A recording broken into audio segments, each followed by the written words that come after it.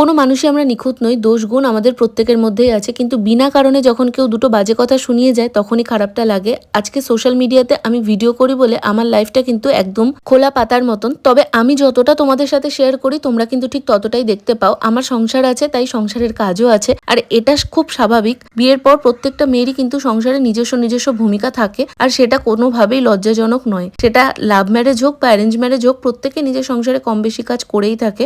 আর আমার সারাটা দিন যেভাবে কাটে আমি ঠিক সেরকমটাই তোমাদের সঙ্গে তুলে ধরার চেষ্টা করি। আলগা কোনো দেখনদারি আমার পক্ষে করা সম্ভব নয়। একজন আমায় কমেন্ট করে বলেছে, প্রেমের বিয়ের এমন ছিরি যে আমাকে সারাদিন সংসারের কাজবাজ করতে হয়। আচ্ছা, অ্যারেঞ্জ ম্যারেজ হলে কি খাটে বসে খাবার পাওয়া যায়? সোশ্যাল মিডিয়ায় কাজ করতে গেলে এরকম অনেক কমেন্টই আসবে, আর সেগুলো মেনে নিতেও হবে, এটা জানি। কিন্তু কি বলতো, যখন প্রশ্নটা পরিবারের দিকে ওঠে না, তখনই খারাপটা লাগে। সারা সপ্তাহ কাজের পরও একটা দিন যেদিন ছুটি থাকে সেদিনও কিন্তু রিন্টু আমাকে যথেষ্ট হেল্প করে দেওয়ার চেষ্টা করে। আর প্রেমের বিয়ে এর থেকে কত ভালো হতে পারে আমার পক্ষে জানা নেই।